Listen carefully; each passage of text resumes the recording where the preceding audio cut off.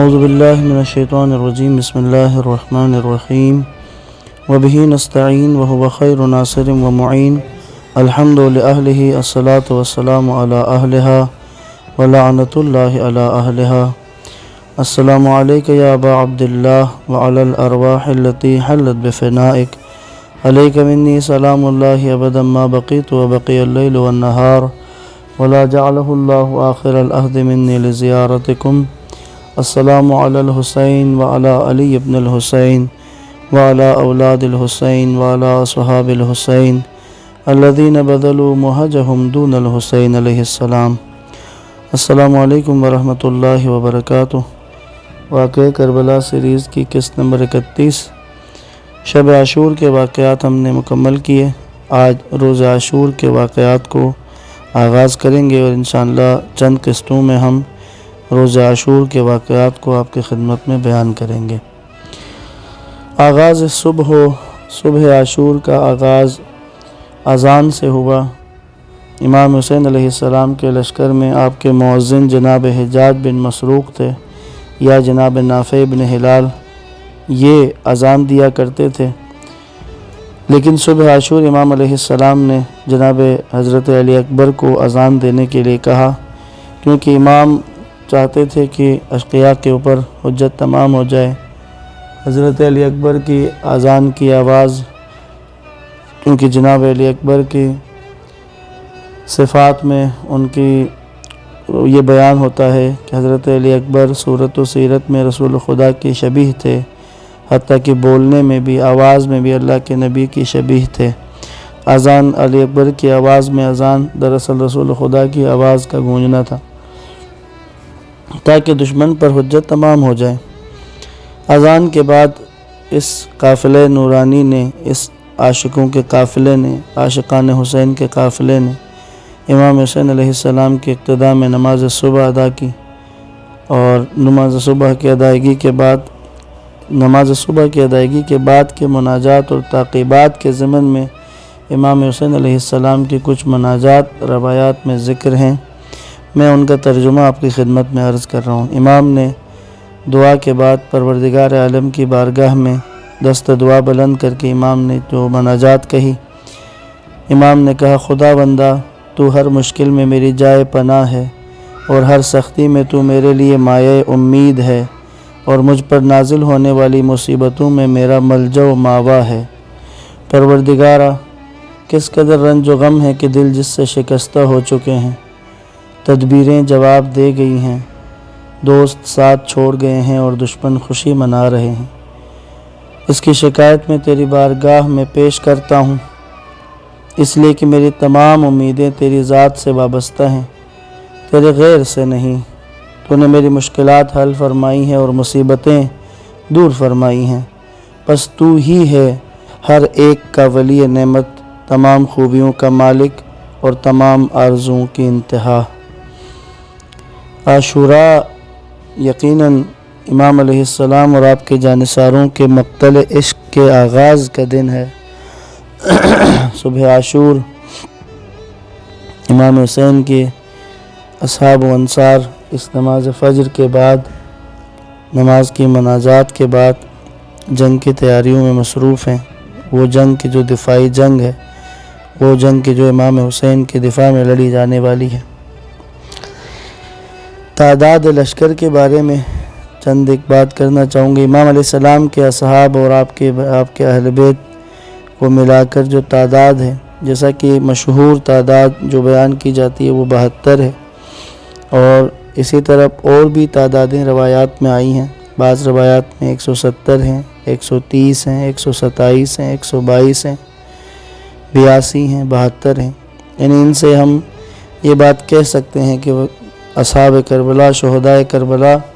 کی کم سے کم تعداد 72 ہے، اور زیادہ سے زیادہ تعداد 170 تک ہے۔ اور اسی طرح جو یزید کے لشکر کی جو تعداد بیان ہوئی ہے، اس کی کم سے کم تعداد وہ 8000 تک، اور زیادہ سے زیادہ تعداد 30,000 تک، 28 سے 30,000 تک بیان ہوئی ہے۔ اب جب فوجوں کو ترتیب دے دی گئی تو فوجوں کی ترتیب میں امام علیہ السلام کے مقابلے میں عمر سعد نے جب اپنی فوج کو ترتیب دی تو اس نے اپنی فوج کی ترتیب اس انداز سے کی کہ عمرو ابن حجاج زبیدی کو میمنہ لشکر کا اس کو سردار بنایا، شمر لعین شمر ابن ذوالجوشن کو میسرہ کا، اسی طرح شبس ربیعی کو پیادہ نظام کا، اور عمر سعد خود جو ہے وہ قلب لشکر میں رہا اور اس نے اپنے غلام کو علم دیا۔ اور اسی طرح امام حسین علیہ السلام کے جو ساتھی تھے، امام کی فوج حسینی جو ہے، ان کے لشکر کی ترتیب اس انداز سے ہوئی کہ امام نے، ہے تو مختصر لیکن جو فوجی ترتیب ہے، جو جنگی ترتیب ہے، تو وہ اس زمانے میں جو جنگی اسٹریٹجی ہوتی تھی، جنگی ترتیب ہوتی تھی، امام علیہ السلام نے اس کے مطابق اپنے فوج کو ترتیب دی۔ یوں امام نے میمنہ پر جناب زہیر ابن قین کو، میسرہ پر جناب حبیب ابن مظاہر کو متعین فرمایا، اور قلب لشکر کو امام نے خود سنبھالا، اور اس سارے لشکر کا علمدار اور سپہ سالار سرکار وفا حضرت ابوالفضل العباس ابن امیر المؤمنین علیہ السلام کو مقرر فرمایا۔ اب یہ دو فوجیں آمنے سامنے ہیں، ایک طرف صبر کا لشکر ہے اور ایک طرف جور و جفا کا لشکر ہے۔ اور اس میدان کربلا میں یزیدی فوج کے سپاہی جو آئے ہوئے ہیں، عجیب ہے، یعنی یہ تقابل اگر ہم غور کریں کہ ایک طرف جو کھا پی کے کھائے پیے ہوئے پیاس پانی سے سیراب ہو کر ایک لشکر کھڑا ہے جو تعداد میں بھی ہزاروں میں ہے، اور ایک طرف وہ لشکر کھڑا ہے جو 200 بھی نہیں ہے لیکن بھوک اور پیاس کے ساتھ، پیاس کی تپش برداشت کر کے، بھوک کی شدت برداشت کرتے ہوئے، لیکن جذبہ حسینی سے، جذبہ ایمانی سے سرشار ہیں۔ اور یہ بھوکے پیاسے 200 جوان، پونے 200 یہ نوجوان انسان، یہ اصحاب رسول، یہ اصحاب امیر المؤمنین، یہ اصحاب امام حسن و امام حسین، یہ قلیل تعداد اور پیاسے اور بھوکے ہونے کے باوجود یہ آمادے ہیں کہ باری باری جائیں گے کربلا کے میدان میں اور اپنے آپ کو امام حسین علیہ السلام کے قدموں میں قربان کر دیں گے۔ جس وقت امام علیہ السلام نے اپنے لشکر کو ترتیب دیا، لشکر یزیدی نے وہاں سے اپنی جگہ سے حرکت کی۔ تو میں نے شب عاشور کے واقعات میں عرض کیا تھا کہ امام علیہ السلام نے دفاعی حکمت عملی کے تحت اب خندق خیام کے پچھلی طرف ایک خندق کو دعا کے اس میں لکڑیاں جھاڑیاں جمع کر کے اس کو آگ لگائی تاکہ دشمن پشت سے حملہ نہ کر سکے۔ تو اس خندق کا اور اس کو جو تیار کیا تھا اس کا جائزہ لینے کے لیے امام علیہ السلام اپنے کچھ اصحاب کے ساتھ خیام کے پشت کی طرف وہاں پہ گئے۔ تو وہاں کہاں قریب پہ شمر اور اپنے کچھ ساتھیوں کے ساتھ تھا، تو شمر نے وہاں پر امام کی توہین کرنے کی کوشش کی اور اس طرح کی جملہ کہا کہ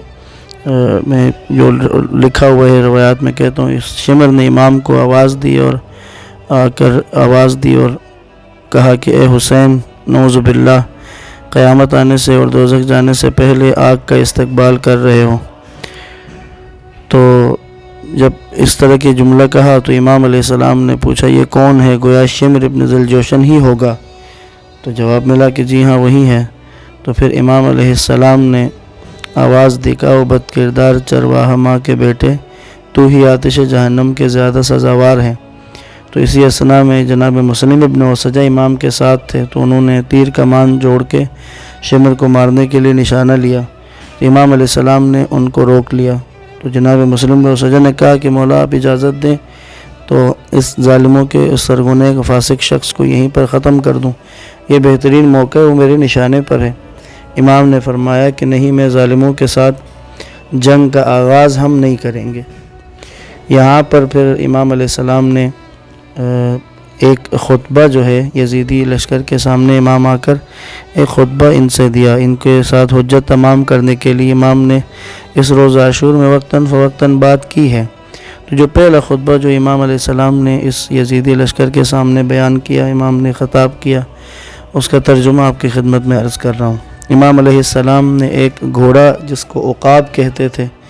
یہ وہی گھوڑے کہ جس پر بعد میں حضرت علی اکبر میدان میں گئے تھے، حضرت علی اکبر جس گھوڑے کو استعمال کر رہے تھے، تو اس عقاب نامی گھوڑے پر امام علیہ السلام سوار ہوئے اور لشکر یزید کی طرف منہ کر کے بلند آواز کے ساتھ امام نے خطاب کیا۔ امام نے کہا، اے لوگو میری بات سنو اور جنگ میں جلدی نہ کرو، تاکہ میں تمہیں اس بات کا موعظہ و نصیحت کروں جس کی بجا آوری میرا فریضہ ہے اور مجھ پر تمہارا حق ہے، اور حقیقت حال کو واضح کر کے بیان کر دوں کہ میں یہاں کس مقصد کے لیے آیا ہوں۔ اگر تم نے میری اس دلیل کو مان لیا اور مجھ سے انصاف سے کام لیا تو سعادت کی راہ پا لوگے، اور اگر میرے ساتھ جنگ کی کوئی وجہ تمہارے پاس نہیں ہوگی اور اگر میری بات کو نہیں مانو گے اور نہ ہی انصاف سے کام لوگے، تو پھر امام نے ایک سورہ یونس کی ایک آیت کی تلاوت کی کہ اگر تم انصاف سے کام نہیں لوگے، اس جملے کے بعد، تو وہ سورہ یونس کی آیت نمبر 71 ہے، 71، اس کا ترجمہ آپ کے سامنے کہ وہ تو تم اپنے شریکوں کے ساتھ مل کر مضبوطی سے اپنا فیصلہ کر لو، پھر اس فیصلے کا کوئی پہلو تم پر پوشیدہ نہ رہے۔ اور اس کے ساتھ امام نے سورہ اعراف کی آیت نمبر 196 کی تلاوت کی، جس کا ترجمہ یہ ہے کہ بے شک میرا آقا تو وہ اللہ ہے جس نے کتاب نازل کی اور جو صالحین اور نیک لوگوں کا کارساز ہے۔ کہتے جب امام نے اس طرح سے خطبہ بیان کیا تو اہل حرم نے امام کے خطبے کو جب سنا تو امام علیہ السلام کے خطبے کو سن کر کوہرام بپا ہو گیا، اور جب مخدرات عصمت کی گریے کی آوازیں آئیں تو امام حسین علیہ السلام نے حضرت عباس اور جناب علی اکبر کو خیام کے اندر بھیجا تاکہ مخدرات عصمت کو صبر کی تلقین کریں، اور جب وہاں سکوت طاری ہو گیا خیام میں تو امام علیہ السلام نے دوبارہ اپنے خطبے کو شروع کیا،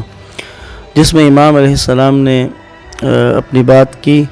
اور اس کے بعد اس خطبے کے آخر میں امام نے کہا کہ لوگوں میرے سلسلے نسب کو یاد رکھو، یاد کرو، دیکھو میں کون ہوں، پھر اپنے گریبان میں جھانکو اور اپنے آپ کو ملامت کرو اور خوب غور کرو کہ آیا میرا قتل اور میری حرمت کی حد تک تمہارے لیے جائز ہے؟ کیا میں تمہارے نبی کا نواسہ نہیں ہوں؟ کیا میں پیغمبر کے وصی اور چچا زاد بھائی کا فرزند نہیں ہوں؟ کیا میں اس عظیم ہستی کا فرزند نہیں ہوں جس نے سب سے پہلے خدا کی ذات پر ایمان کا اظہار کیا اور رسول پاک کی رسالت کی تصدیق کی؟ کیا حمزہ سید الشہداء میرے والد کے چچا نہیں ہیں؟ کیا جعفر طیار میرے چچا نہیں ہیں؟ کیا میرے اور میرے بھائی حسن مجتبیٰ علیہ السلام کے بارے میں رسول اسلام صلی اللہ علیہ وآلہ وسلم کا یہ فرمان تم تک نہیں پہنچا کہ یہ دونوں جوانان جنت کے سردار ہیں؟ اگر تم میری باتوں کی تصدیق کرتے ہو جو حق پر مبنی ہیں، اور خدا کی قسم پہلے ہی دن سے مجھے معلوم ہو گیا تھا کہ خداوند عالم جھوٹوں پر غضبناک ہوتا ہے اور جھوٹ کو جھوٹے کے سر پر دے مارتا ہے، میں نے کبھی دروغ گوئی سے کام نہیں لیا۔ یعنی امام حسین علیہ السلام کا یہ فرمان کہ میں نے کبھی زندگی میں جھوٹ نہیں بولا۔ اگر پھر بھی تم میری بات نہیں مانتے تو پھر تم لوگوں میں وہ لوگ ایسے لوگ موجود ہیں جن سے تم اس بارے میں پوچھ سکتے ہو، وہ تمہیں سب کچھ بتا دیں گے۔ پھر امام نے نام لیا اصحاب رسول کا، کہا جاؤ جابر بن عبداللہ انصاری سے پوچھو، جاؤ ابو سعید خدری سے پوچھو، جاؤ سہیل ابن سعد ساعدی سے پوچھو، جاؤ زید بن ارقم اور انس بن مالک سے پوچھو، وہ تمہیں بتائیں گے کہ انہوں نے میرے اور میرے بھائی کے بارے میں سرکار رسالت مآب صلی اللہ علیہ وآلہ وسلم سے یہ فرمان سنا ہے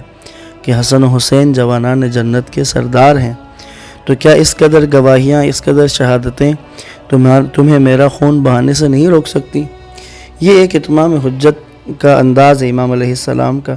کہ جس میں ان کو نصیحت کر رہے ہیں، ان کو کوشش کر رہے ہیں کہ یہ باور کریں کہ کس کے مقابلے میں آئے ہوئے ہیں کہ فرزند رسول کو قتل کریں گے۔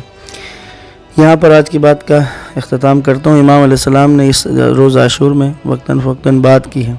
اس خطبے کے بعد ایک اور خطبہ امام نے دیا ہے جنگ سے پہلے ہی، تو وہ انشاءاللہ کل کی گفتگو میں عرض کروں گا۔ والسلام علیکم ورحمۃ اللہ وبرکاتہ۔